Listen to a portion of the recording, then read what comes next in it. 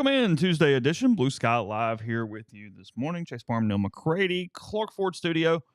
Ole Miss finds out its latest college football ranking tonight on another made-for-TV broadcast there on ESPN.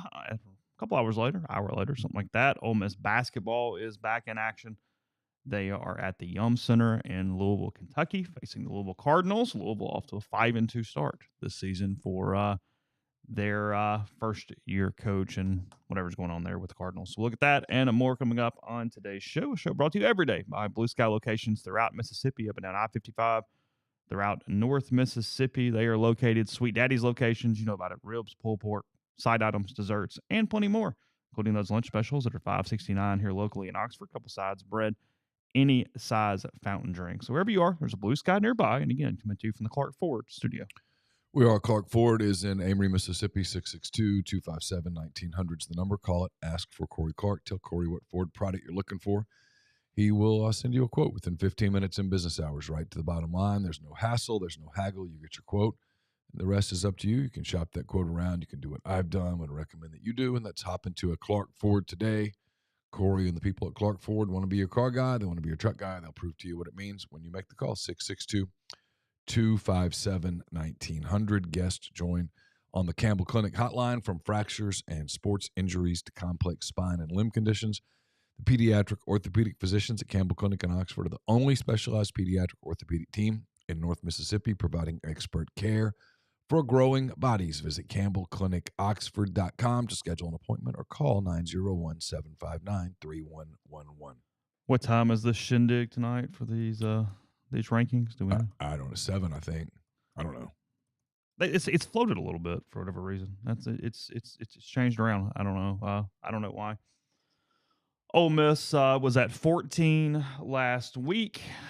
Obviously, you know the score by now. They got some upsets. Didn't get enough, and it's become a 24 to 48 hour filibustering, politicking, social media situation here in the last couple days. Overwhelmingly, Alabama seen as the favorite to be in the field as of today. Again, conference championship games remaining. Not a lot of possibilities for teams to frankly move out, and then there's whatever the committee has said or not said about those games affecting you negatively as they play them. We have no history with that. We have what they said. But if Vegas is any indication, Ole Miss in very, very, very bad shape when it comes to making the college football playoff. Alabama has moved into a betting favorite to be number 11, which would get them into the field as of this week here. And then, frankly, South Carolina has made a big move as well. You got South Carolina at plus 500.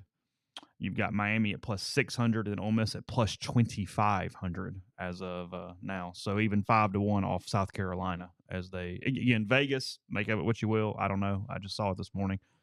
Found it interesting. By the way, it is 6 o'clock Central Time tonight on ESPN. That is correct. And then the final selections will, of course, be a 4.5 hour presentation or whatever it is on Sunday after the college conference championship games happen there on Saturday. So I get the number of people that are worked up about it. I do. I understand. I also know that with some, it's disingenuous content creation, and it just is what it is. It's part of our field these days. But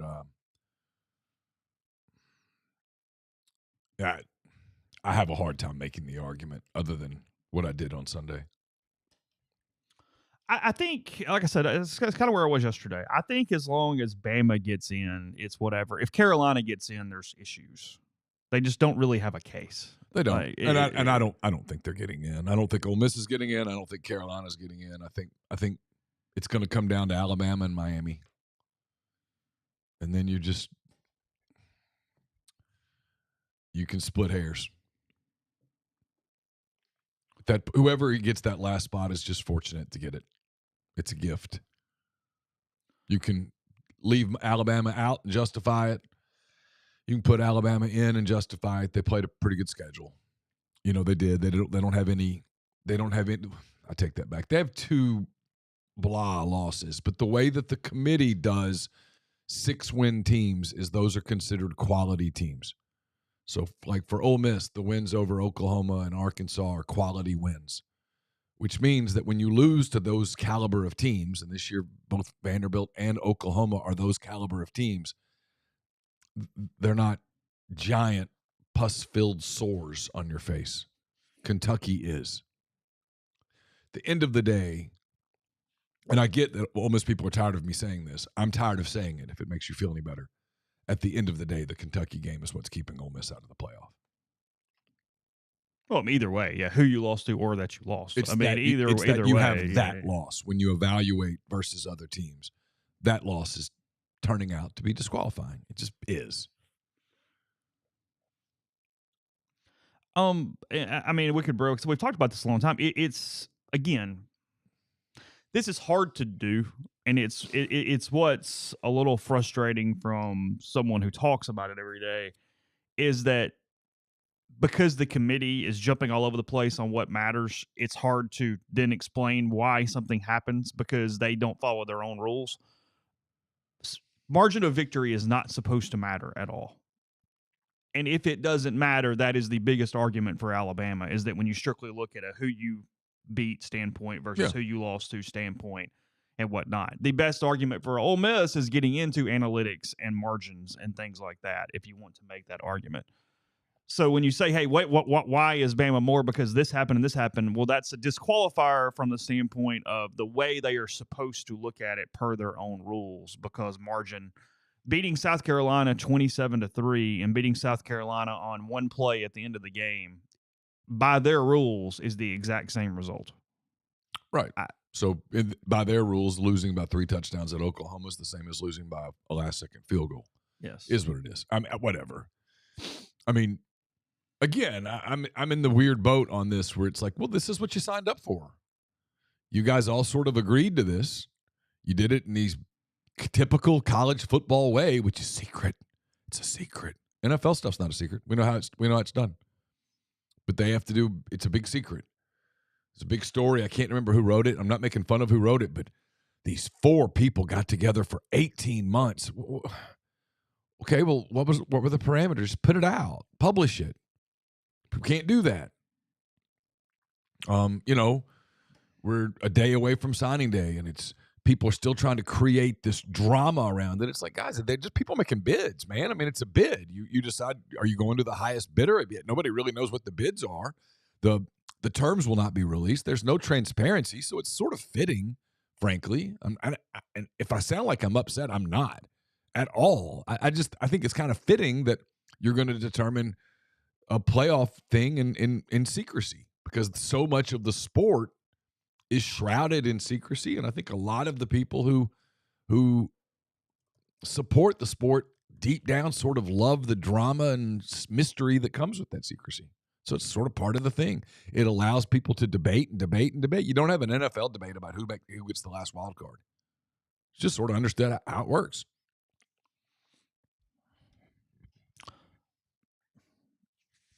Yeah, once you lose the third game, you're throwing yourself into this mess of course. Pile and of course. Whatever it is. Because, I mean, you make a good point. It's accurate and it's dumb. If you just reverse the scores of Kentucky and Arkansas, you're probably in a much better position today to make the field. If you blow out Kentucky at home and lose by a field goal to Arkansas in Fayetteville. Probably so.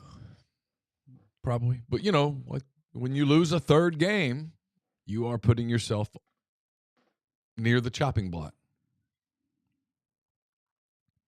We knew that going in. That part wasn't secrecy.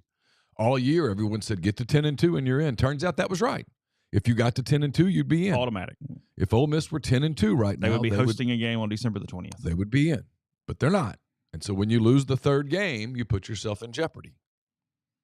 And you can argue fairness of that. You can argue which league is better than the other league and all of those things. You can do those things, and people will. They will do it for weeks leading up to this.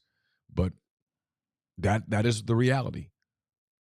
When you going into the season, the consensus opinion was, and it turned out to be accurate, that if you got to 10 wins, no matter how you got there, if you got to 10 wins, you were going to be gold. And if you got to 9 wins, you probably weren't. That was the consensus. And turns out we were all right. Jackson Dart was right that night in Baton Rouge when he says we have to win out. Because had they won out, they'd be in the tournament. But they didn't win out, and they're not. So that part of it turned out to not be all that mysterious. Now, it gets flipped on its head because Alabama has 3 losses, including 2 losses that, frankly, on face value are ugly, including the last one that I watched. And I don't watch a ton of football. Me and Carson Beck have a lot in common.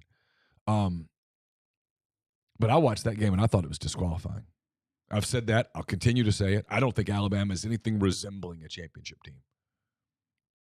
But 12 teams have to go. But, if you told me before the year that, hey, Ole Miss loses at home to 1-7 Kentucky, I would have said that's disqualifying. So I get it.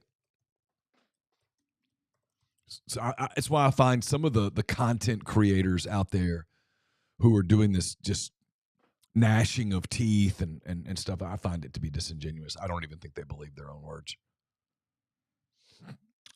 I mean, because Miami is 10-2. Miami has lost 2 of their last 3 games. They lost to Georgia Tech. They lost to Syracuse on Saturday. And from a good win standpoint, they have nothing. They have nothing. Florida is their best win. Yeah, that's it. To open the season. Yep. That's really it. That's it. I mean, damn. So, But 2 is less than 3. But I think Alabama's going to get in over them. I think you'll see that happen tonight. And when people say, well, brands shouldn't matter, I get it. They shouldn't, but they do. I mean, I think you could watch Ohio State the other day and go, is that really a championship caliber team? I think you could watch Indiana the other night, but one's fewer than 3. Yeah, that was the one way it could have happened. Tennessee actually could have gotten left out if Ole Miss and Bama had won out. Bama beats Oklahoma, Ole Miss beats Florida. Did. And I remember someone saying these things always have a way of working out. They typically do. And they did. This year it worked out even more. I mean, I am curious what happens to Georgia in the very unlikely event that Tennessee blows them off the field. I think that's highly unlikely. I am curious what happens to Georgia if they lose by 24 points. In my opinion, is they're simply not setting a precedent that's going to cost those teams bids. Yeah, could very well be. I don't know. I mean, I because again, margin of victory. I right or wrong, I'm not arguing. I'm saying that I believe that you could lose that game 56-0 and still be in. My opinion. Could be. I don't know. It's kind of, I think that's a 1-year thing where they go, nope, we're not punishing the losers. Nobody else had to play the game. It's a valid thought. Sure. I don't know. I mean, I have no issue with it. Frankly, out of all the different things, that's the one I find as valid as anything else. Georgia played a very difficult schedule and got to 10 wins. They did. They played a very difficult schedule and they got to 10 wins. And I think they deserve to be in the playoff, no matter what happens to them Saturday. I'm just simply saying I'm curious, in a world where they got blown out on Saturday by Texas, what would happen to them? My suspicion is not much. I'm curious where Ohio State falls tonight, but it's not going to be out by any stretch of the imagination. But I don't know where they're going to put them. They're going to put them someplace where they have to travel. That's what's going to happen, I think. Tennessee's going to get a home game. I think Georgia will get a home game. Whoever loses the Georgia-Texas game is getting a home game. Yeah, Texas is guaranteed a home game or a bye at this point, one way or the other. Yeah, and they deserve it. They're the 1 or 2 or 5. They played a schedule and got to 11 wins. They deserve it. I mean, I have no issue with that. On the flip side, they looked like a playoff team on Saturday night in College Station.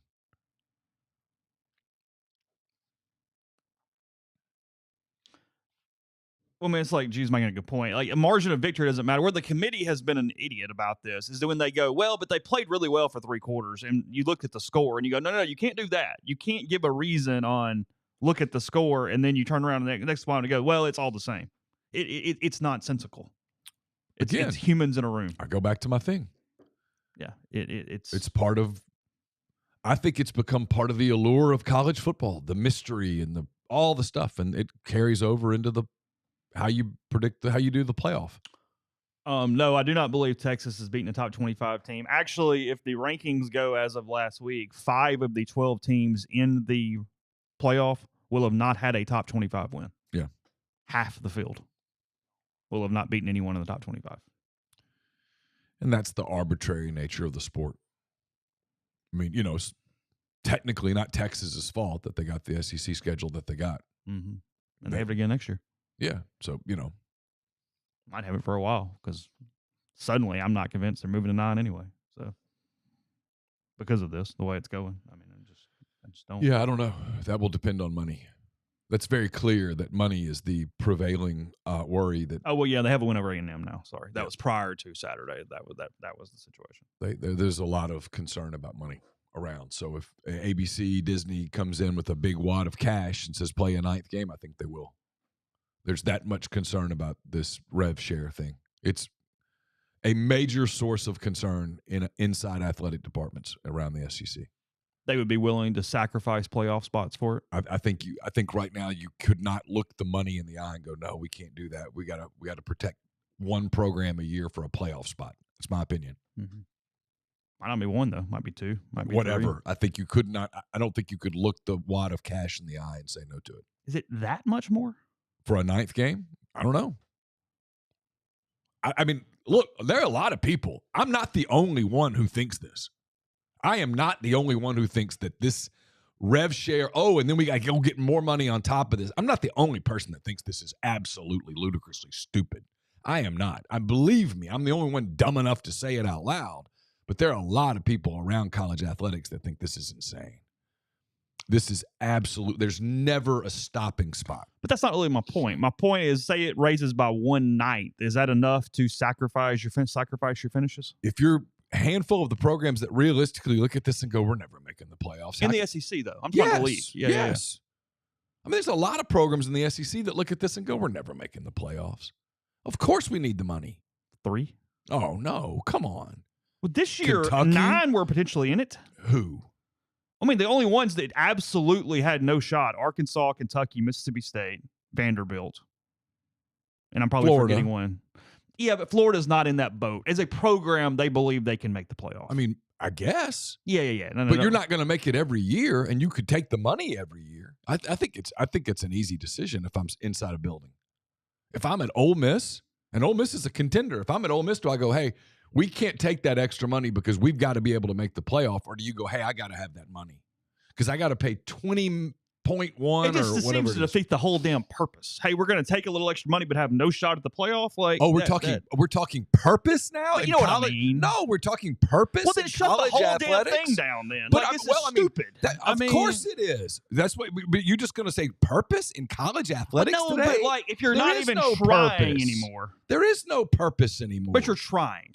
Trying to do what? Make the damn playoff. That's the whole point of any of this we've been covering. Sport, right. And you got to pay everybody in the other sports. Now you got to pay everybody in 2 more sports. Well, that's what I'm saying. I'm not convinced Title IX is going to actually pop in here. What if it does? Well, if it does, you're canceling everything. Of course. And that's a totally And that's what I'm saying. realm. I don't think you can look extra money in the eye and go, no, we're good. I mean, that is the one thing that if it does go through, you're in a complete just blow it up, shoot it, done, all the way around at that point. But there are schools that are having to, like Kentucky right now. Mm-hmm. They're staring, what should we do, in the face, and the unknown of what's coming is preventing them from, all right, they know it's time to make a move. Forget it's not just about the buyout money. No, it's all the money. It's all the money. Yeah. And they don't know, the buyout money is unknown. But the unknown is what's preventing them from doing something. I mean, the unknown is what saved Sam Pittman at Arkansas. They just look at it and go, you know what? If we can punt this thing one more bad season and see exactly where we are. Yeah, because that's the thing. You're going to, that unknown is going to continue on for at least 8 months. Yeah. At least. And maybe longer. I mean, July 1st is like this mythical date everybody's talking about for the start of this thing, but it's not going down the road because I'm just not in the mood. it's not stopping lawsuits. So you even could be in that space for 6 months and then something else happens and blows it up and moves it again. Yeah. You're in a very finite amount of time where that's even an answer or a situation that you're running through at that point. And there is zero sign that the players are ever going to look at this and go, okay, well, that's good. That's the market. Zero.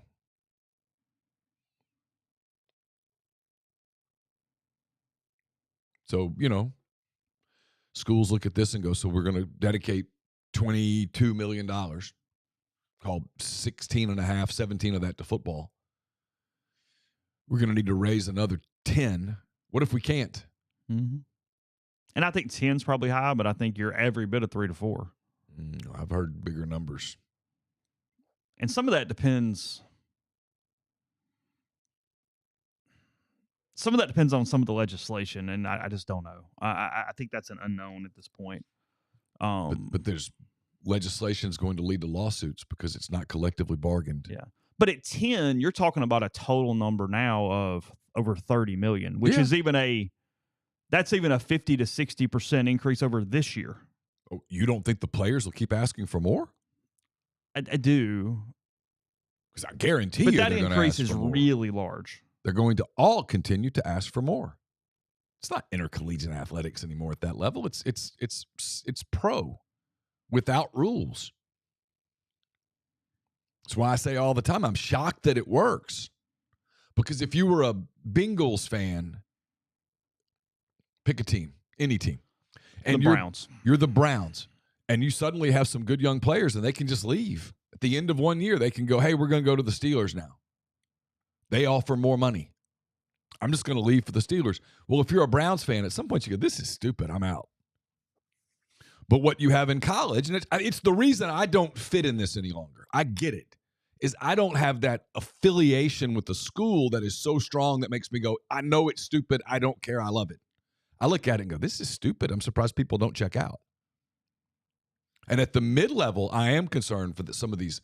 And some of these places, they still attendance matters. Oh. And so you're at some of these places where fans look at it and go, I've cheered for East Carolina all my life. We're never going to have a good player that stays. And that's fair. So why am I investing in this? Yeah, why are we playing by the same rules Alabama's playing by? Yeah. And so I do think that's a concern. I think there's a lot of people out there who think a lot of opportunity is going to go away in the next few years when programs start looking at this and going, why are we doing this? Even split. Let's because say you could kill football at a lot of these schools. You could kill football, save a lot of money, and still do the other sports. But even if you split off into another division, if you will, and created like the Group of Five or the whatever you want to call it, you're still losing all your players to the better teams anyway. Yeah. They're still going to move up and leave you. Yeah, there's no structure. The highest level situation is still taking all your players at that point. There's no structure. Mm-hmm. Look, guys, even if we get to a 16-team playoff, they're still going to have automatic bids. I mean, FCS does. Teams get left out all the time and screwed in FCS because of the way the structure works. It just is. It's the way it works. So, all right. But I mean, again, just follow that. I don't think I think it's a valid argument that I make, frankly. I mean, I've thought about it many times. I've tried to kill it myself in my own head. If you did this in professional sports, if you're the Sacramento Kings and you draft Cooper Flagg.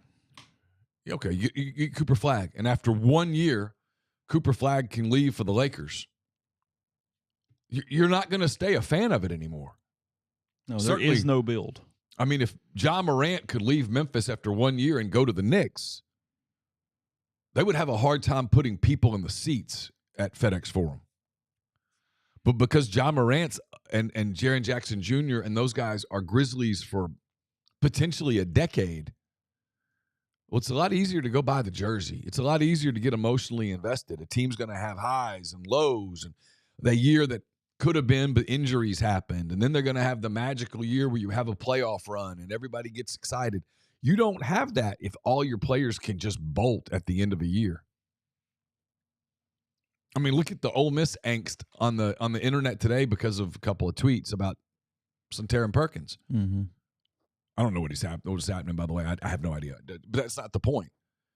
But in a world where he can leave. And he can absolutely leave. Like I've said many times, people are tampering your roster and you're tampering their rosters. At a time when, in the old days, 5 years ago, you would be getting ready for a bowl game and stuff. Just kind of chill. The bowl games are meaningless now. Nobody cares. I mean, you start to look at kind of the fundamental cracking of the system. It's a little different than it was. And all the people like, hey, everything's good. Maybe. It's the weirdest thing when your situation for bowl season is outside of the playoff teams. The teams that care the most are the ones that had zero expectations that just didn't suck. Yeah. You know what I mean? Like and even them, right? I mean. But they show. Like Florida's kind of pumped right now. Yeah, they are. But they're a rarity. They are. I mean, Missouri's not pumped. Missouri went 9-3. But they had expectations. That's my point. I know. But if I told you 5 years ago, hey, Missouri's going to go 9-3 and go to the Gator Bowl, people would have been, oh, how about that? Uh-huh. And instead it's, Carolina will probably be pissed in their bowl game. At this point. Rightly or wrongly. Yeah. Because they'll look back and go, well, if it wasn't for that call at the LSU game, we'd be in the playoffs. Yeah. Which is probably true. Look at games for the week in a second. First, Citizens Bank, not just an account number, but a valued member of the community. Now, if you find yourself in the market for a mortgage, another reason to give them a try. Whit Wilson, maybe in the mortgage space, now at the Citizens Bank, ready to help you with your real estate goals. Stop by and visit 902 Sisk Avenue, Suite E. Discuss your options with Whit or any other experienced bankers who value your unique financial journey. So, also, while you're in there, check out the School Spirit debit cards. They donate an amount per every transaction to the local school of your choice, whether it's Oxford, Lafayette, or Regents. That's the Citizens Bank, PHILA.com. Brought to you by Comer Heating and Air, Southern Air Conditioning and Heating's different name, same great people, products, and services. It's cold out. If you haven't had your heating element checked, might want to do that here pretty soon. If you live in Oxford, Batesville, Tupelo, call Comer 662-801-1777. If you live in Memphis, South Haven, Hernando, that area, call Southern 662-429-4429. Brought to you by Window Hero. You might notice that all the leaves are falling. They're getting in gutters. They're messing up your landscape. All of those things. When the rain comes, you're going to have problems. So go ahead and get in touch with Window Hero for pressure washing, gutter cleaning, gutter guards, everything in between. They've got the experience, equipment, and expertise to make your property look and feel brand new. 662-510-7077 or windowhero.com. Are you retiring soon? How long should you wait to take Social Security? What accounts should you pull from first? Are you already retired? Should you consider Roth conversions? These are just some of the questions that can only be answered with the personalized retirement income plan. Andrew Sego Wealth Management specializes in helping folks just like you come up with their retirement game plan, whether you meet at his office in Collierville or prefer Zoom from anywhere. Schedule a free discovery meeting. See what they can do for you. It's rebelsretire.com. We're brought to you by Grenada Home Center. They've got paints by Benjamin Moore, Pittsburgh Paint, Farrell Calhoun, flooring of any and all types, stone countertops, quartz, granite, whatever you're looking for, window treatments, they've got it at Grenada Home Center, 1301 Sunset Drive, Suite H in Grenada. You can also call them at 662-226-3127.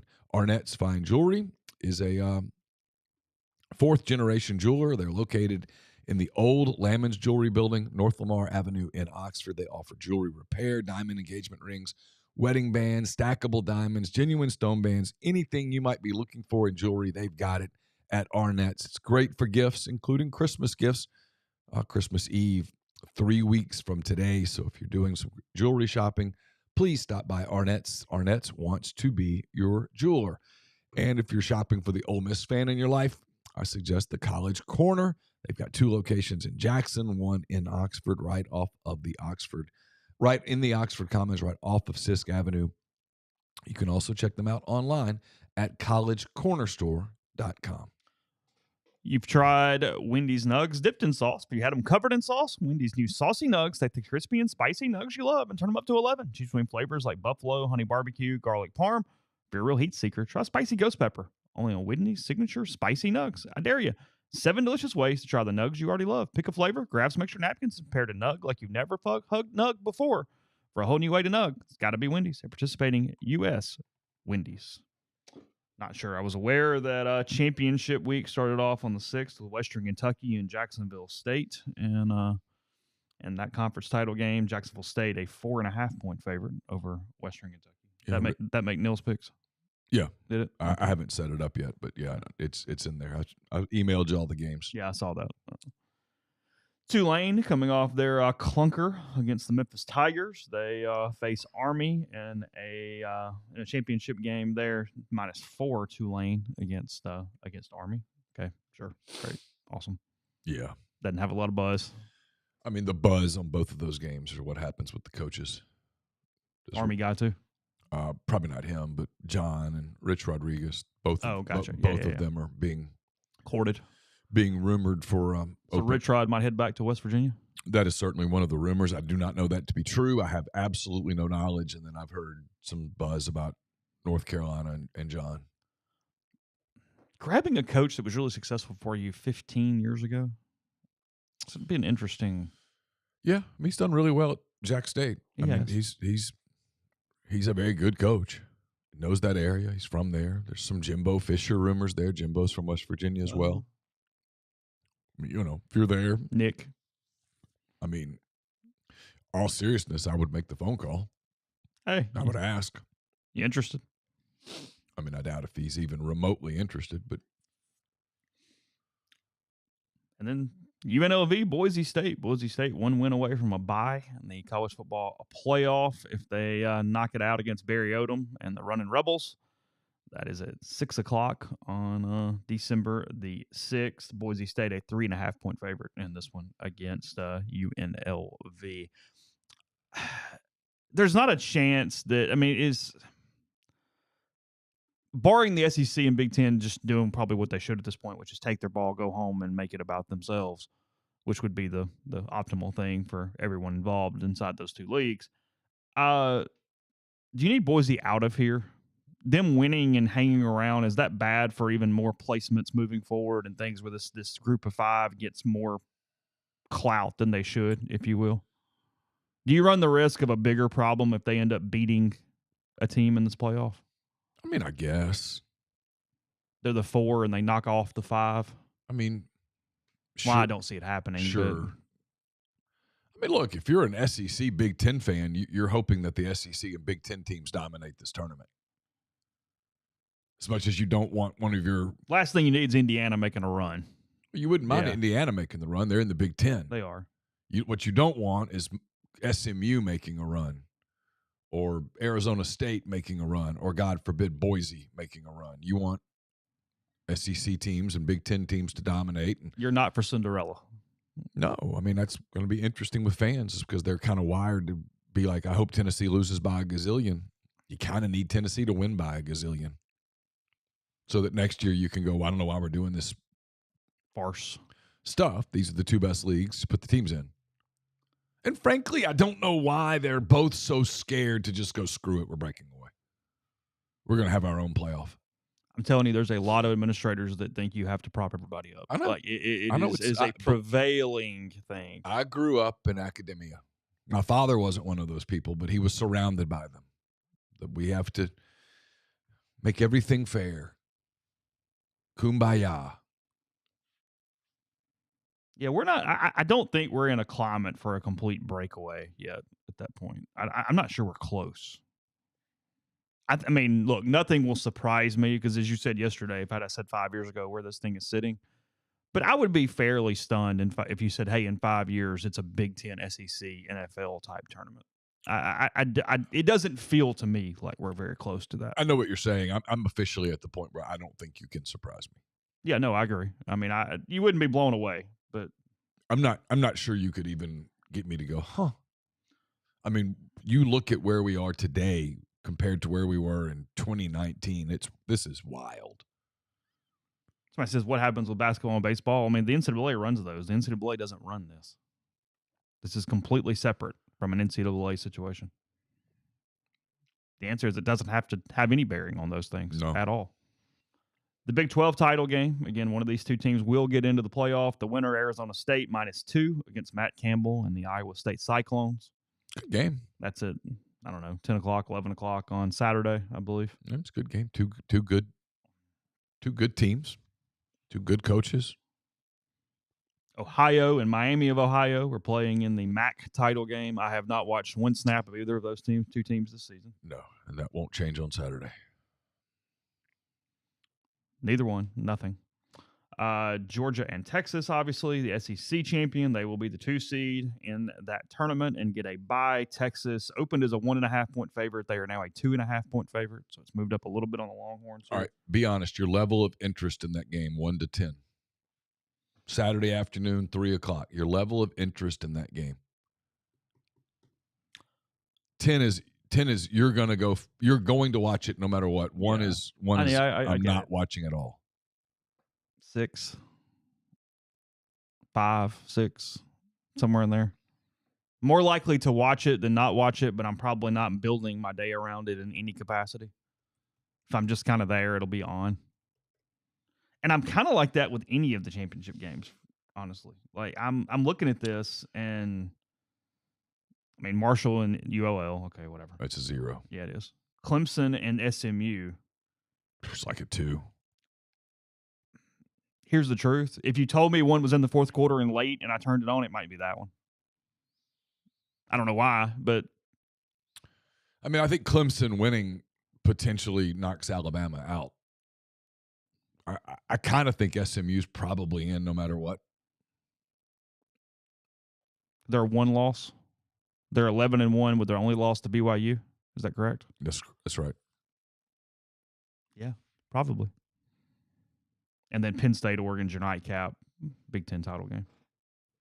It's always funny to me the Big Ten is the nightcap in the conference championship weekend because they're always there.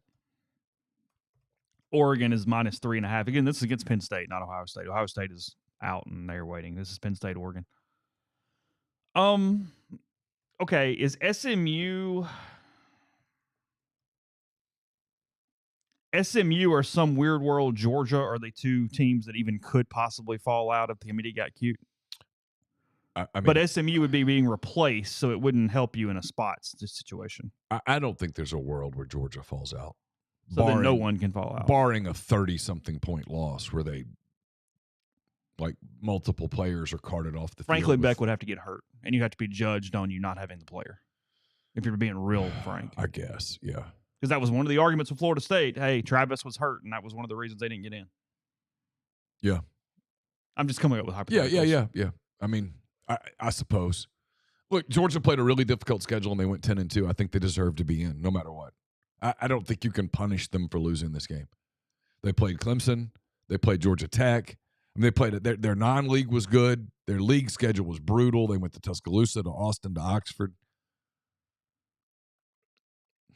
They should be in. But they played Florida. I mean, they should be in. There's no world in which Georgia could be disqualified, in my opinion. And if so, then that's it. I don't see where there's any movement through conference championship weekend then. Like you said, outside of Clemson causing a problem there. So here's something else that we've done now. We've created this weekend that used to be sort of the really exciting weekend for college athletics, and it's now meaningless. Little bias. Okay. Still kind of meaningless. I guess my argument was that meaningful in the college football playoff era? Yeah. Was for Georgia last year. It knocked them out of the playoff. Yeah. That was a winner goes in. Yeah, Bama got in. It made it a national quarterfinal game. I'm not saying it's not good. I'm not saying we should go back. I'm not saying that at all. I'm just saying sometimes I think people go, hey, change. And then you look up and you're like, well, what have we done? And the league, look, you talk about money. The league can't just walk away. They can't just walk away from championship games and all of the corporate money that's involved in them. Not possible. No, you've made the regular season better and you've killed conference weekend. That's what you've done. Right, wrong, or indifferent. That's what you got. Because in an old world, Ole Miss would have been completely out after the loss to LSU, and none of those past weeks would have mattered for you guys at all. And you're not the only one. There's lots of teams that still had playoff implications through November. So you've made the regular season better. You have. Because you have more games you get to watch, count on. Yeah. There's more games that have some bearing on you in some capacity. All that stuff's good. As Lane Kiffin always says, there's good and bad. Give and take to everything. Good and bad to everything. And there's good and bad to this. But the people that act like there's no repercussions in a negative way, I kind of disagree. I mean, the Arizona State, Iowa State game is a playoff game. The winner's getting in, the loser's not. I guess Clemson SMU could be a playoff game where you have some stakes there. Well, it definitely is for Clemson. Certainly, yeah. And SMU, I wouldn't want to be comfortable there. No, absolutely not. I wouldn't want to lose by 10 points to Clemson and then go, hey, we're good tomorrow. You might be. I don't know. You might be all right. You probably are okay.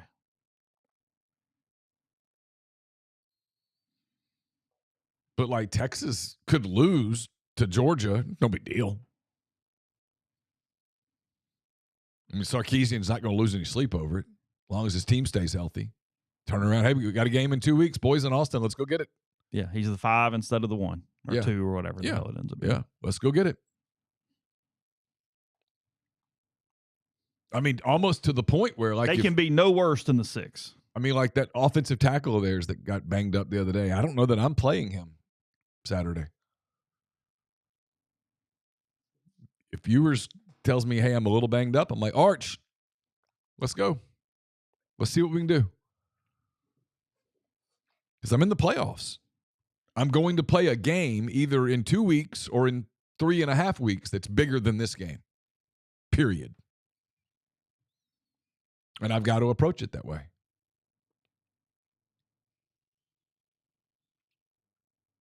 But this is where I think I'm wrong. And this is where I acknowledge it.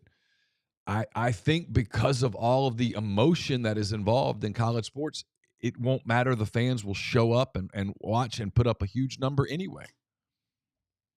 As opposed to an NFL game late in the season that's meaningless, those games typically get bad ratings. Yeah, I mean, I'm not getting back on the subject. Doors, the problem is that Bama's losses aren't as bad as Kentucky, and they have more quality wins. That's it. I mean, it's just That's it. Missouri is 9-3. LSU, they beat. I mean, it just They've got more quality wins. They beat South Carolina. They beat Missouri. They beat Georgia. Georgia win. And they don't have the egregious loss. They just don't. Yes, I know Vanderbilt and Oklahoma aren't good teams. I get it, but they're 6-win teams. And the way that the committee does it, 6 wins makes you a quality win. Like for Ole Miss, nobody watched Ole Miss and Arkansas and went, hey, this is a big win. Arkansas, look at them. No. Yeah, margin of victory is not supposed to matter. They don't care. They say it doesn't count. They say it doesn't matter. I'm with you. I agree with you. I'm not arguing. I'm just saying that is going to be their justification tonight. So go ahead and take your statins because that's going to be the justification. It's one of the few things they've been consistent on. They've been consistent on that. Until they aren't. Yeah. I mean, whatever. I mean, we know they're not. I mean, come on. You're just coming up with ways to do whatever you want to do. But look, at the end of I've said it 1,000 times.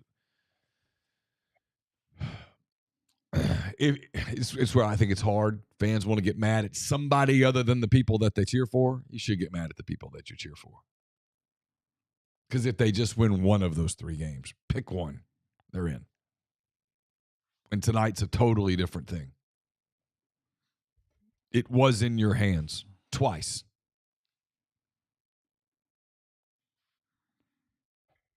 Yeah, they have kind of stopped talking game control. That used to be like the number one buzz you heard over and over and over and over and over and over again.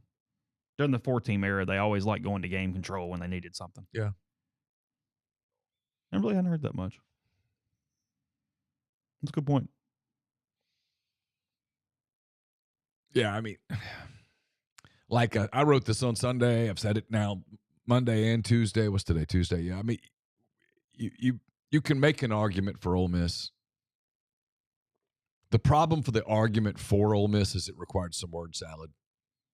The argument against Ole Miss is easy. And ultimately, that's what's going to win out.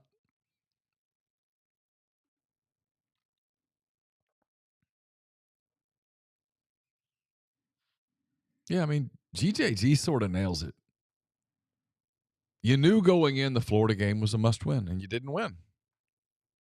And everybody knew that was the consensus. We talked about it all week. We wrote about it. We talked about it. Okay, you got to win because you're not losing to State. They're not capable of beating you. This is the game that you got to go win. You knew what was on the line. Everyone did. And you didn't win. And you didn't win. I get your argument. Alabama knew everything was on the line, too, and laid a freaking egg. They did. They sucked that night. They did. I didn't see it, but it looked like it was really bad. I watched it. I think it should be disqualifying.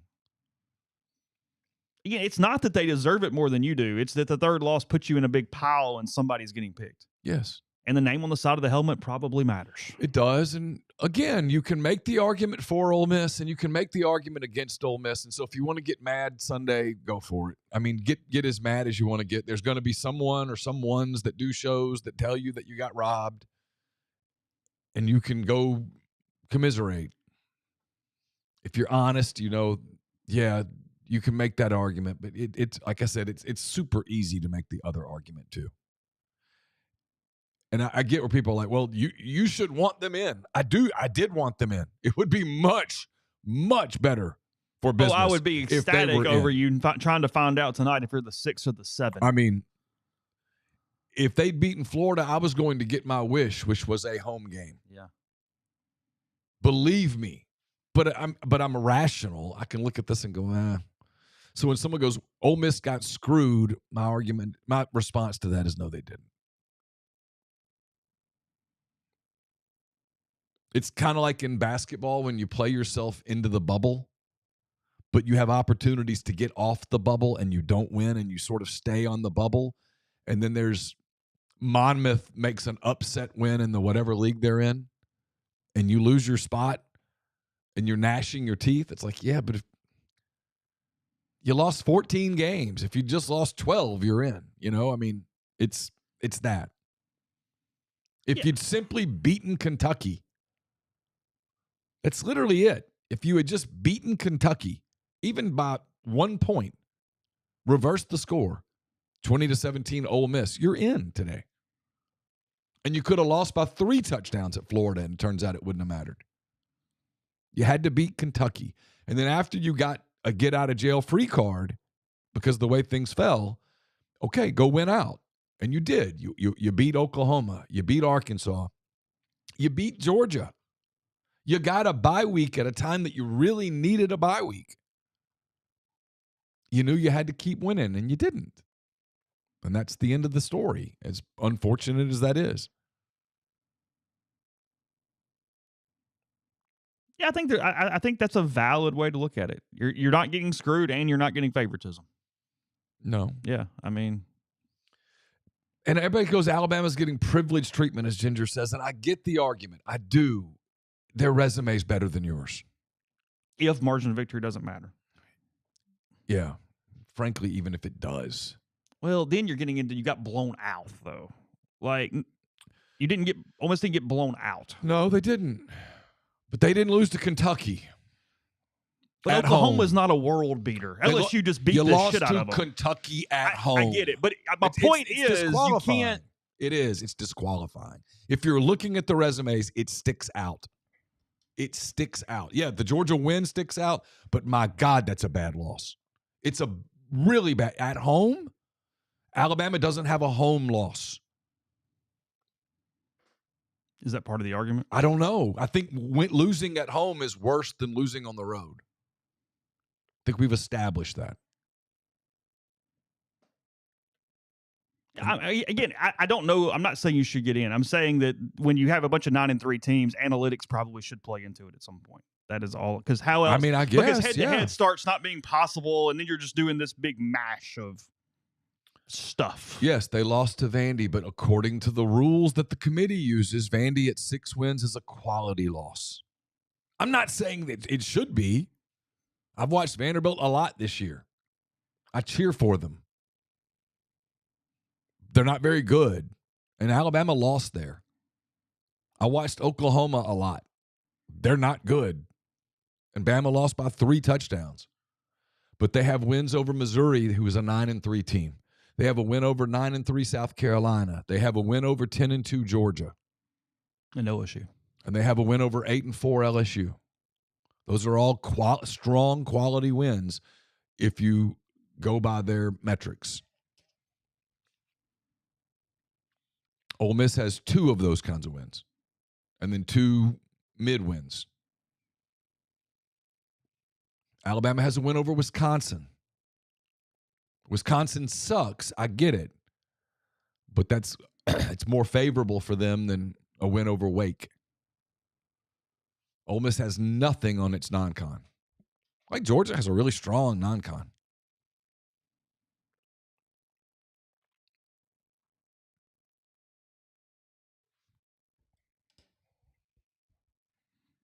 Austin says Alabama's big wins aren't Ole Miss scores. That's what Chase is saying, though. They've said fairly consistently that margin of victory. Well, no, it's literally in the rules. Like I read it. It doesn't matter. So now again, if they put look, I think Alabama's the one where you have a hard time. If they put South Carolina in, grab your pitchforks. If they put Miami in, frankly, they should take the very first rule they say, which is strength of schedule matters more than anything, and just wad it up and throw it in the damn trash. Agreed. Because they haven't beaten anyone. No. So we don't know yet. No. Bama is justifiable. The other two, frankly, aren't. I've said this consistently now. I have. Until it comes out on Sunday, I'm not ready to count out Greg Sankey and the Big Ten dude.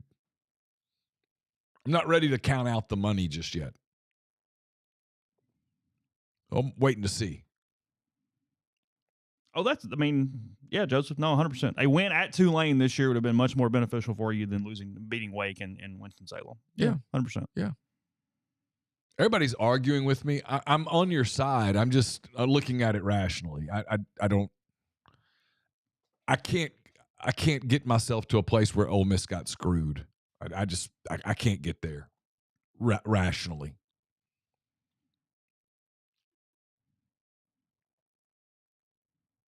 Yeah, I mean, again, it says it in the thing. I'm simply going by what they say matters, and they say strength of schedule matters and margin of victory doesn't. That is what their rules say. Yeah. Beats me. I'm not in the room. You're not in the room. That is Warden Manuel is in the room. If they want to be transparent, they'll put this on ESPN News. When they'll televise the committee whole hearing. damn deliberation. Yeah. Put it on ESPNU or ESPN News, and the junkies will watch. Yeah.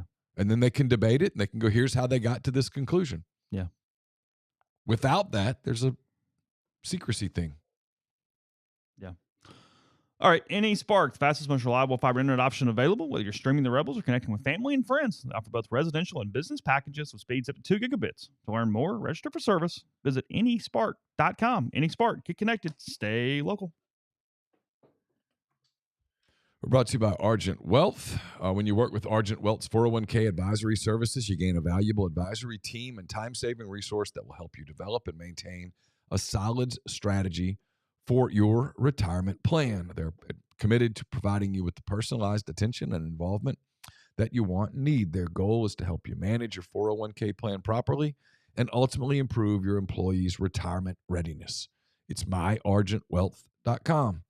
We're brought to you by John Edwards, Regency Travel Incorporated in Memphis. John's a part of Virtuoso. It's a worldwide network of travel partners that allows him to supply his clients with added values, unique benefits, simply not available to other travelers. Get in touch with him, give him a budget, give him some parameters, and he will give you options that you're going to have a hard time finding on your own. 901-494-3387 or jedwards@regencytravel.net. Get the beautiful, healthy smile you deserve at Corinth Dental. Dr. Bubba McQueen, Dr. Jenny Beth Hendrick are devoted to restoring and enhancing the natural beauty of your smile using conservative, state-of-the-art procedures that will result in a beautiful, long-lasting smile. From routine checkups to advanced treatment, including implants and Invisalign, Corinth Dental is here to help you achieve your smile goals. Schedule your appointment today.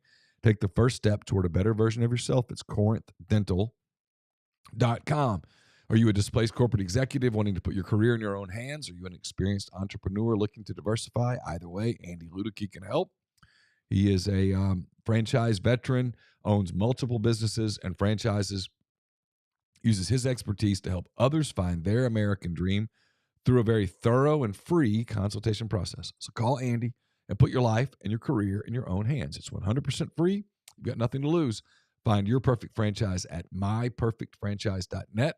Contact Andy at myperfectfranchise.net or 404-973-2787. 888-888-9901. Parrish Brewing Company has one simple goal. It's to make awesome craft brewed beer. They do just that.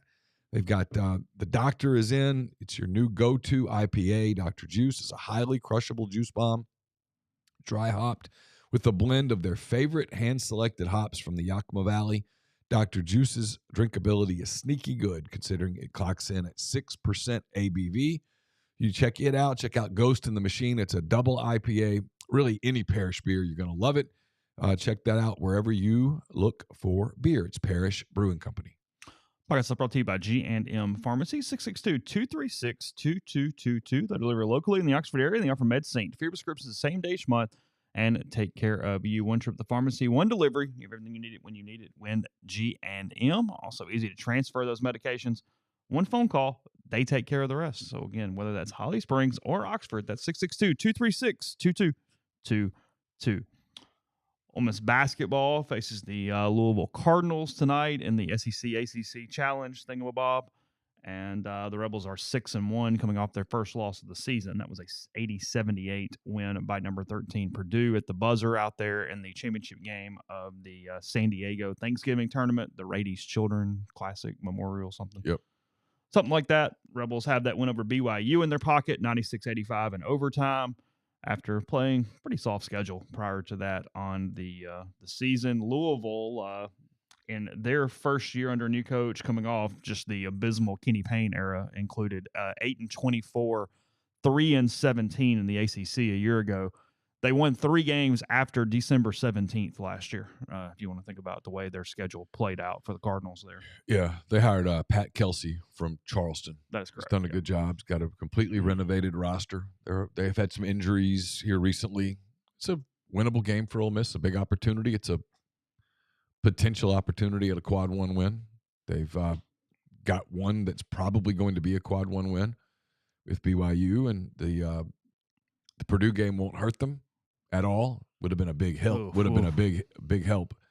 They got to learn how to close games. They had that game sort of in hand late. I didn't see it. They were up 5-7 with a couple minutes left. I was in a press conference. I did not see the game, but had some opportunities to win that game. Didn't do it. Purdue is an elite national program, and they got there by winning those kinds of games. And so it's a learning opportunity. And like Chris Beard said, in this league, you're going to play a whole bunch of games like BYU and Purdue. You're going to play a lot of them. And so it's a good experience for them. I think this is a good team. There's some things they got to get better at. Oh, I hate when I finish a sentence with the word "at." It drives me crazy. Sorry. Prepositions and things. I hate. It's like scratching on a chalkboard. But they need to get better at rebounding. To get better at that's the big one. Got to probably shoot the ball a little more consistently. Of course, that's every program. Yeah. But the rebounding is a big thing for them. The good news for them is that they are not turning the ball over, and they are creating turnovers and scoring off those turnovers. And that is a recipe to stay in high level games. The boards, it's not a coincidence that they lost the rebounds to Purdue and lost the game, and they beat BYU on the boards and won the game. That's not random. So tonight, by the way, Louisville so far this season, mentioning them, they have wins over Morehead State, Bellarmine, Winthrop. They have a win against number 14 Indiana. I don't know where that was. It wasn't in Bloomington, but I'm not sure if it was neutral site or home. 89-61, by the way, over Indiana. Kind of blew them out there in that one.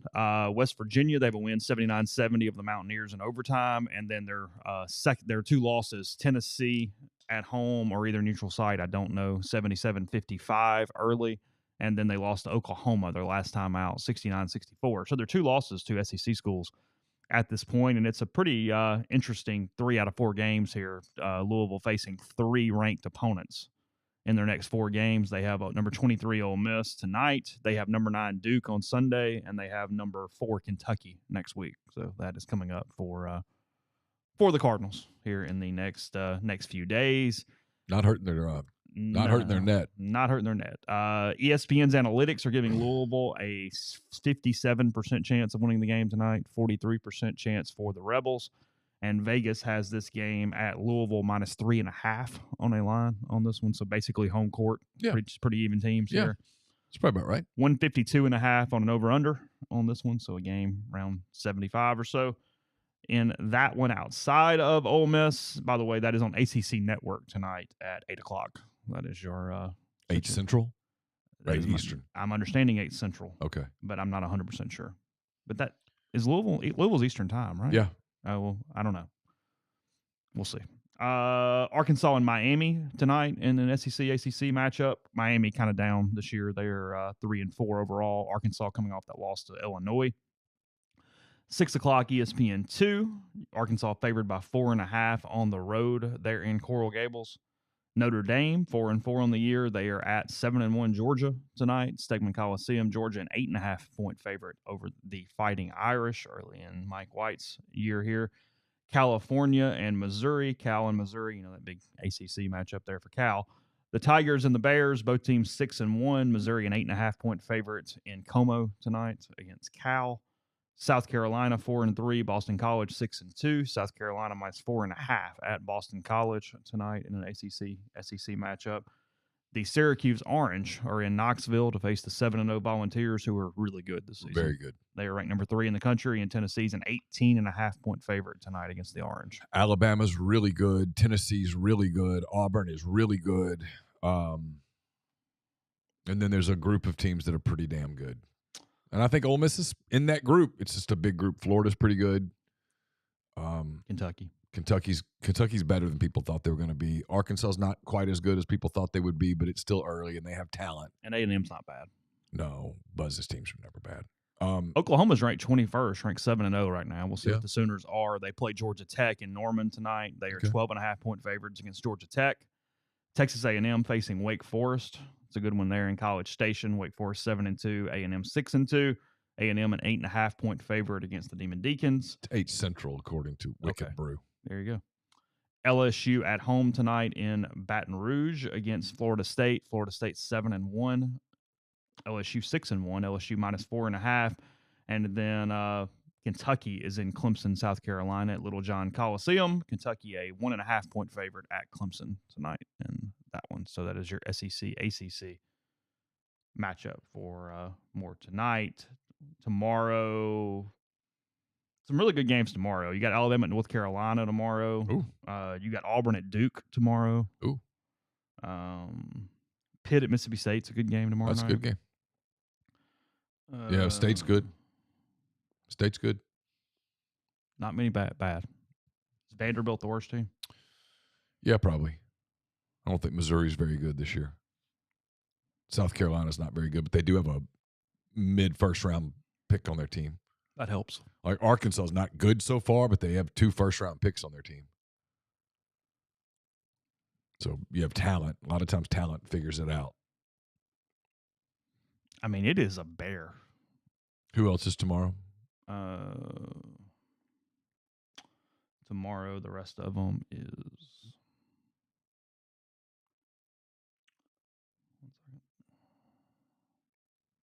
I think 8 and 10 in the SEC could get you in.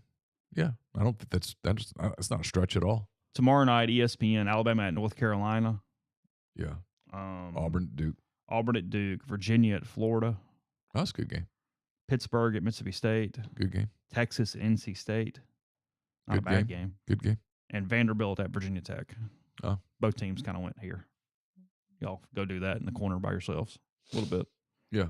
So it's a big opportunity for the SEC again right here. I mean, if you can get the ACC in basketball matched up for that 1 week, that's a positive for everybody. Yeah. Potentially, 2 of the 3 best conferences in the country for sure, and then see where you want to put them. Yeah. Big 12 is really good at basketball. It's really good. So far, what I've seen this year, I'm not sure you couldn't argue SEC's better. You get UConn and Baylor tomorrow too, and UConn coming off 3 losses in Maui for Dan Hurley's Huskies. He kind of lost his cool, the whole deal. Said he's never playing in one of those tournaments again. I get it.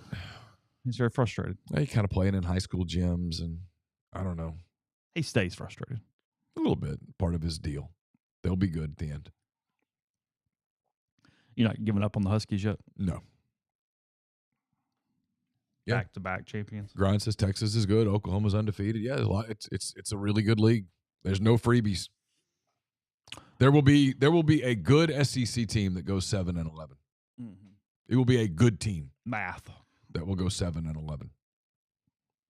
And if you do the right 8-10, I think you get in. That's why non-con matters. That's why if you're watching these games this week, while it is your inclination to cheer against the other SEC schools, you're doing it wrong. Not that your cheering matters because it's not impacting what's happening in the game, but run that strength of schedule up. You want the SEC to have as many quality top. You want everybody in the league to have really strong nets. In the event that you have a clunker one night, it doesn't kill you. Bubba Cunningham is saying North Carolina will have a head football coach within a week. In his opinion, I think they're waiting for him to coach one more game. John, that's what I think. It's interesting if I'm John. Is John. that a rush a little for John? I don't know. It's the whole thing about bird in the hand. Go ahead and get one. I don't know that you can just assume that, oh yeah, I'll still be this attractive a year from now. And then what happens a year from now? What if Kentucky has a good year? What if Arkansas has a good year? What if Brian Kelly has a good year? Suddenly the jobs that you thought would be open. Remember, we all thought Florida would be open. It's not. No. So is North Carolina a better job than Tulane? Yes. Yes, by any metric. Is it as good of a job as some of the other jobs that I think he'd be in on in a couple of years? No, but he could leave North Carolina for one of those places.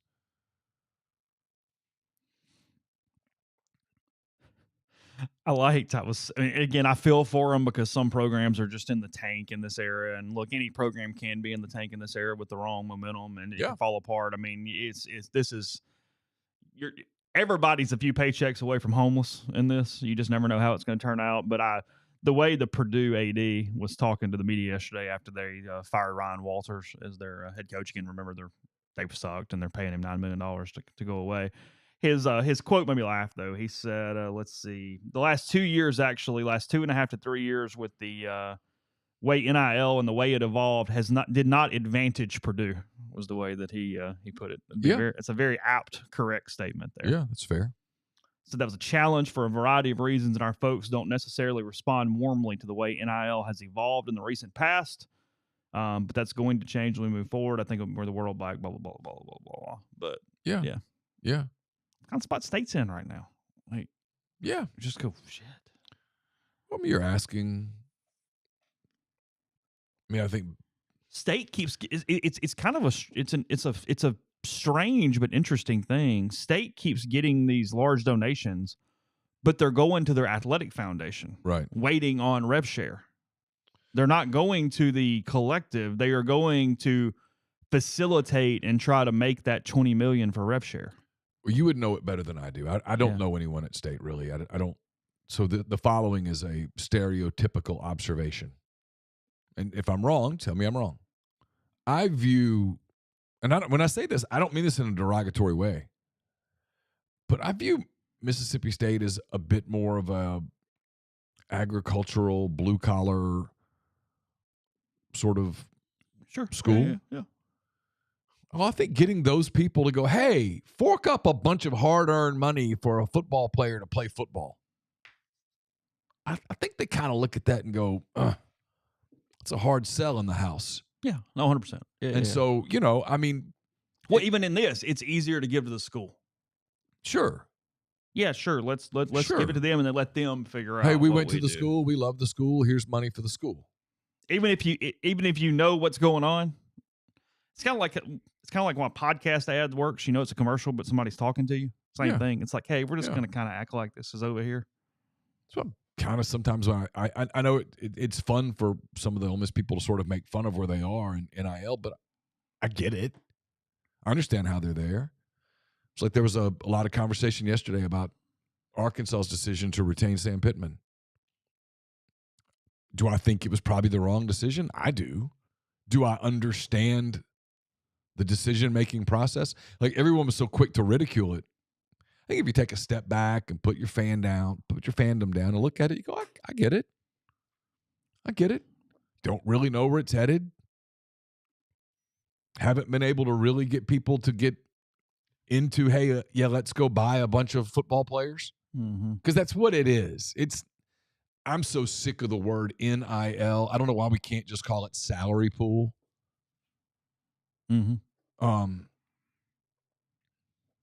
hard to get people to go, hey, yeah, I mean, the guy in Russellville, Arkansas, making $65,000 a year. It's hard enough to go up to Fayetteville twice a year to go to the games. Now you want what? $100 a month? It's a lot. I mean, the truth is that's a tall ask of people. Ole Miss has been able to do it.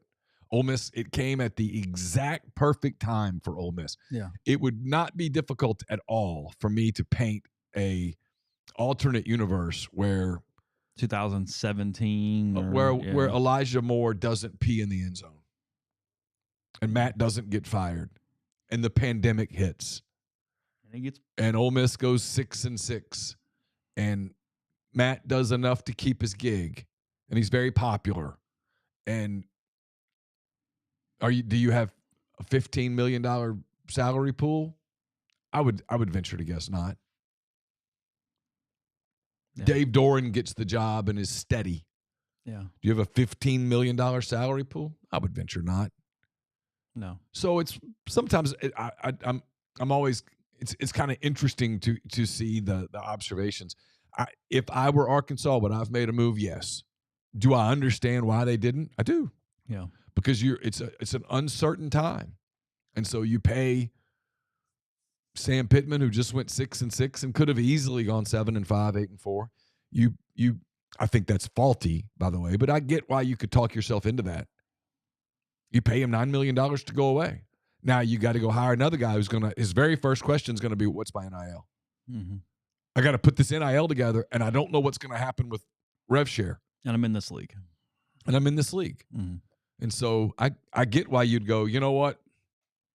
It's 4th and 1.5 here, and the book might say go for it. We're going to punt. Yeah. I get it. Take our final break. Tell you about themanthing.com. It's the website you go to find out more about the men's clinic. It's in Madison and Brandon. Their mission's simple. They want to make sure their patients remain as healthy and as strong as possible throughout the aging process. They optimize testosterone, improve sleep, reduce inflammation, treat insulin resistance, huge one there, and facilitate a healthy gut microbiome. Again, located in Madison and Brandon. In Madison, that's 601-607-7869. Again, check out all their different offerings at themanthing.com.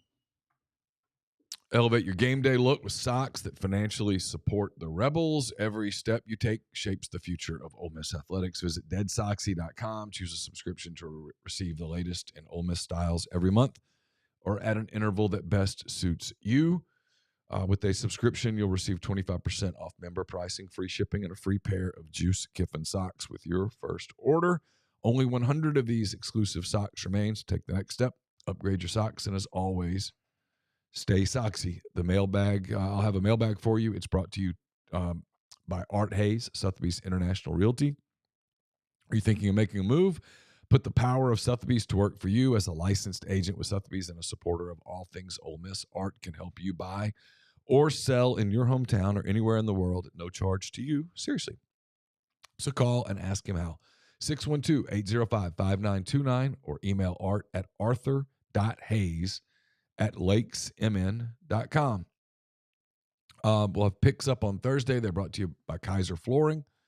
With locations in Oxford and Batesville, Kaiser Flooring provides outstanding quality flooring products and installation services to residential and commercial properties. Kaiser carries the best in hardwood, laminate, vinyl, and tile flooring, as well as carpeting. Their goal is to offer amazing and durable flooring products and superior services to make your life easier. Kaiser installs your flooring quickly, delivers the best flooring experience possible. At Kaiser, they believe the key to their success is a dedication to customer service and establishing relationships with their customers. To learn more, go to kaiserflooring.com or call them in Oxford or Batesville. And we're brought to you by Meadowbrook Wealth Advisors of Raymond James. It's a full-service investment team based in Jackson, providing financial planning and investment management to clients across the state and surrounding areas. Ryan Geary and his partners are a local team that utilize the strength and resources of a national firm to bring their clients an impeccable level of service. This includes access to investment strategies and portfolio managers not available to all investors. If you're interested in a no-obligation consultation or you just want to be added to their monthly market update email list, reach out to financial advisor Ryan Geary with Meadowbrook Wealth Advisors of Raymond James at 601-368-2215 or ryan.geary@raymondjames.com. Raymond James and Associates Incorporated, member New York Stock Exchange, SIPC.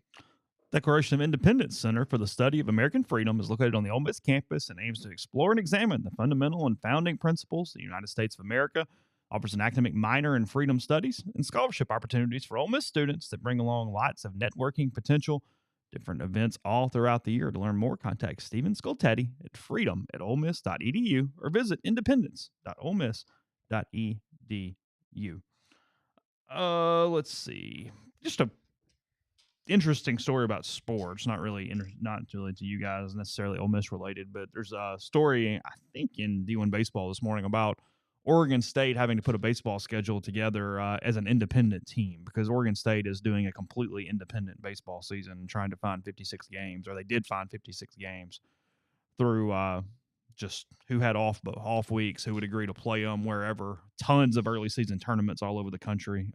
It's a mess, but it's an interesting case because they are a national level contender and you need games. You need to try to keep your roster together and what that looks like. And they did a pretty damn good job of finding a schedule that's not going to hurt them come resume time. So it's worth the read if you're just sort of into logistics and how you would go about doing that. There was lots of people that did them favors to make sure they could get. He said even little things like teams in conferences leaking their schedules to them early, so they could see bye weeks and who didn't play and start trying to map it out before they were supposed to give it away. So some stuff there.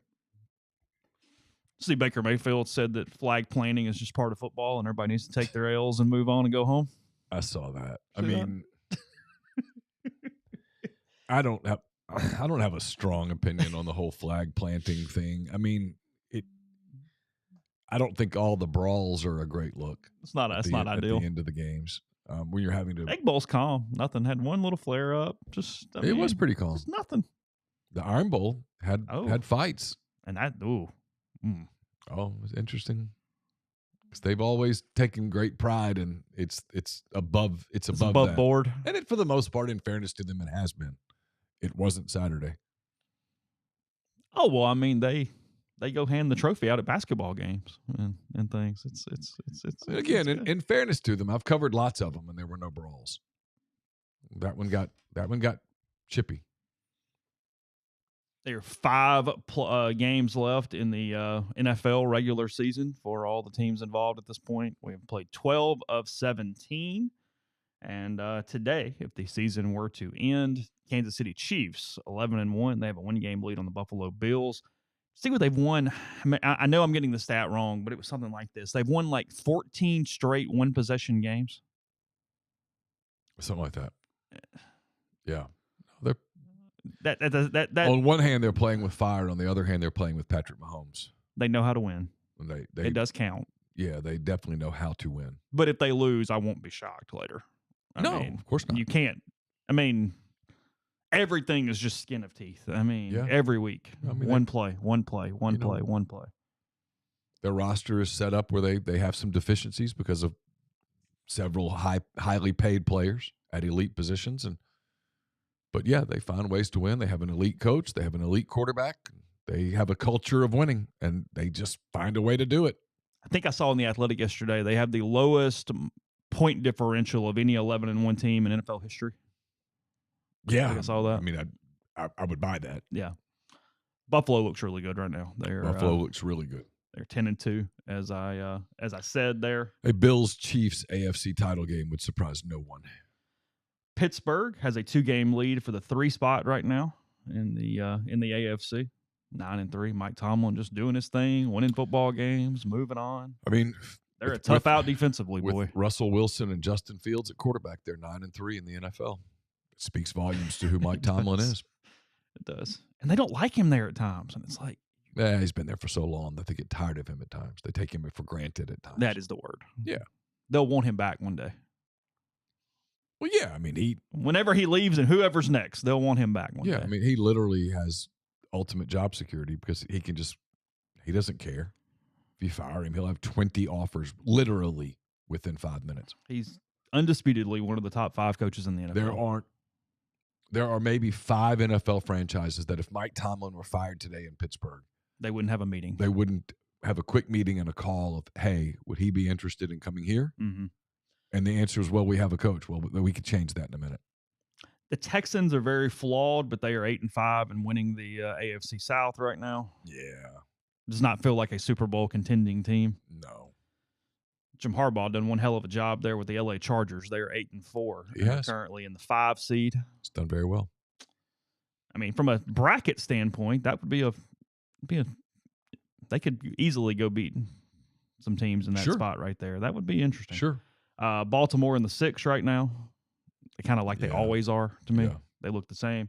And then the Denver Broncos have the last playoff spot in the AFC. They beat up the Browns last night, won by double digits, I believe. In that one, Sean Payton has done a world of good with Bo Nix there in Denver as they are making it work. Indianapolis, the first team out, and they're flawed as hell. I mean, coaching really matters in the NFL. More than it does at the college level. Coaching really matters in the NFL because the teams are so even. You just don't get to put on one of those uniforms without being a good player. So margin between winning and losing is pretty thin, and he makes a difference. And the team that is having the year from hell in a negative way is the Cincinnati Bengals. They are 4-8 with Burrow playing well. Burrow's playing elite. Yeah, like Burrow would be in the MVP conversation if they were winning. Yeah. I mean, his numbers, if you looked at his numbers. Yeah. But they can't play man defense. And in the NFL, if you have to resort to zone all the time, you're just getting eaten up. The receivers are too good. The quarterbacks are too good. You just get eaten alive. And they can't stop anybody. They're not very good up front on defense. I mean, they've had games where they've scored in the 30s and 40s and lost. Tells you everything. Detroit, a 1-game lead over the Philadelphia Eagles. We made fun of the Eagles a lot, but they've done a hell of a job this season. 10-2 right now. Philadelphia sitting 1 game back of the Lions. And a year ago, everybody was ready to fire Nick Sirianni. Yeah. No one's ready to fire him now. Turned it around a little bit. And then best coaching job is arbitrary in a lot of ways, but the dude in Seattle got to be up there, 7-5 for the Seattle Seahawks. It'll be the 3 seed right now. Yeah. And this one. The Atlanta Falcons would be the 4 seed at 6-6. In my beloved NFC South, we're at 500 and right there.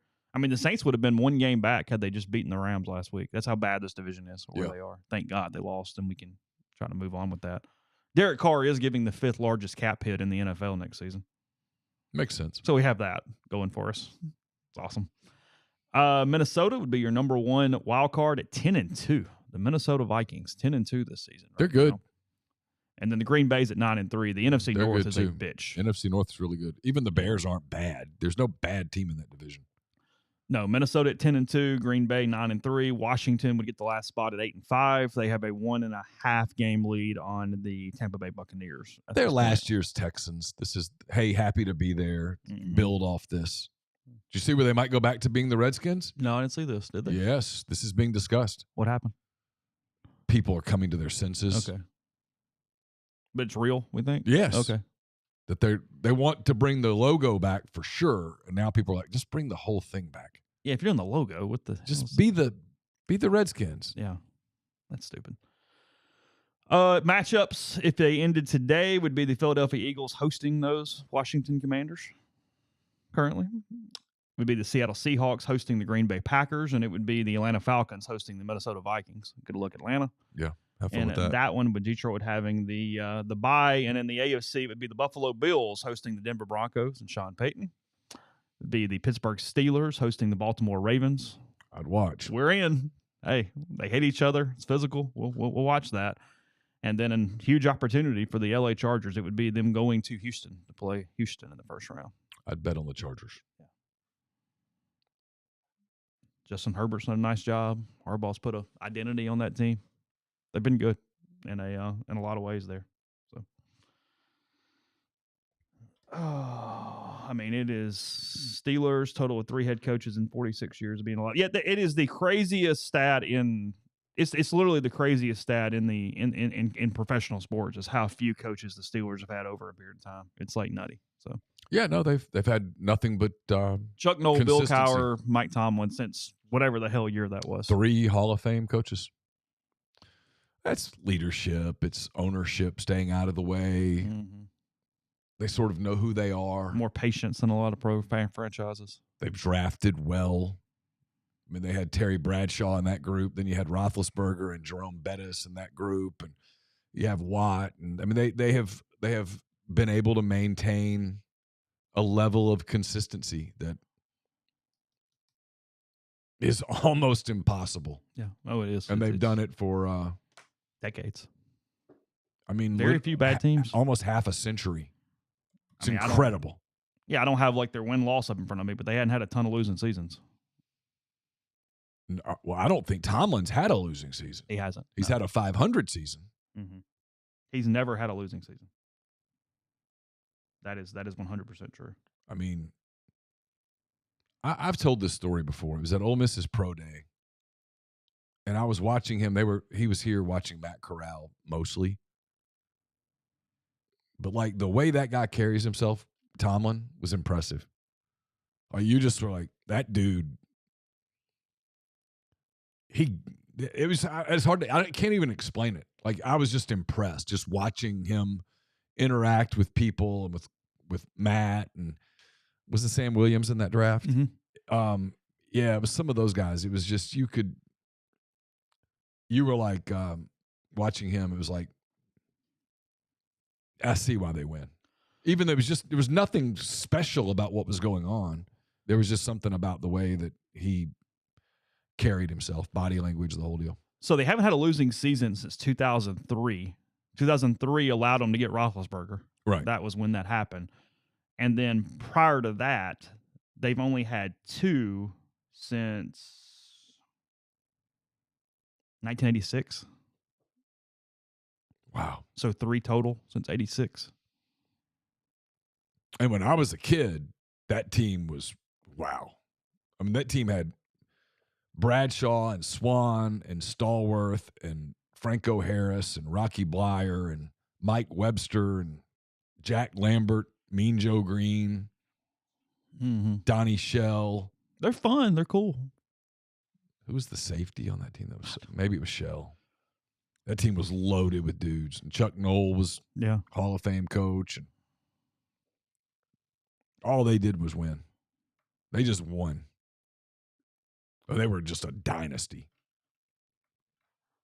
I was cheering for the Oilers, so they were evil. But I mean, you knew how good they were. Yeah. Terry Bradshaw would come back to Ruston, and you knew how good that whole deal was. Yeah. Yeah. So. I mean, Lynn Swan was just incredible. All right, you'll find out your college football playoff spot tonight at 6. We'll discuss that. Whatever else coming up tomorrow. And remember, Ole Miss Louisville tonight, ACC Network, 8 o'clock for that one. RebelGroup.com in the meantime, and we will talk to you very soon. Have a good day. Stay safe. Talk then.